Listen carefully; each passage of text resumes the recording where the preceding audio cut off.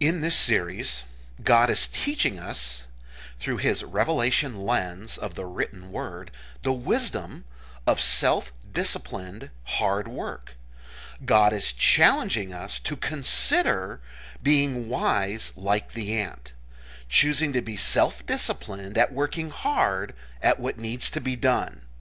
And we all know what needs to be done, accomplishing it in season, meaning on time. And because we have to consider to choose to do this, I think it's fair to stop briefly and ask why. Why in general should we consider wisdom? Why in general do we want to choose wisdom? Then we'll go on and finish our Proverbs passage, seeing in particular what happens when we don't consider and we don't choose to follow God's ant wisdom. So, generally speaking, why do we want to consider wisdom? What is God's wisdom in general? Well, living involves choices. Life demands considering options prior to making these choices.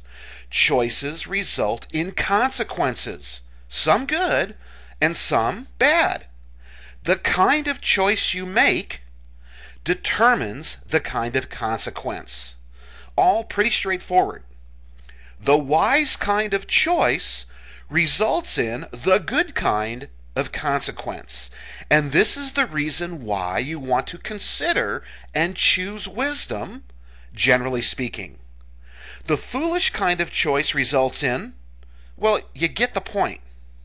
Now, let's move back into our Proverbs passage and see in particular what happens when we don't choose to follow God's ant wisdom.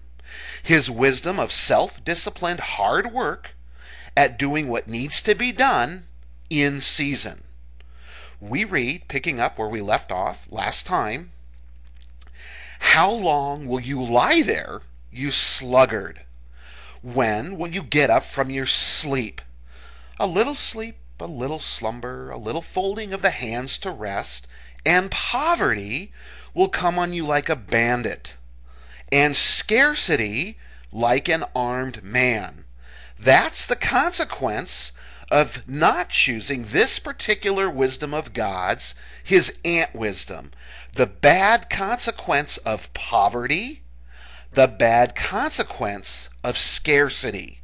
Now, prior to Proverbs, you may have thought that taking a close look at ants, of magnifying on ants, was good only when you were young and foolhardy, and it was good only for one thing, and that one thing certainly wasn't wisdom. But in going to the ant and considering its ways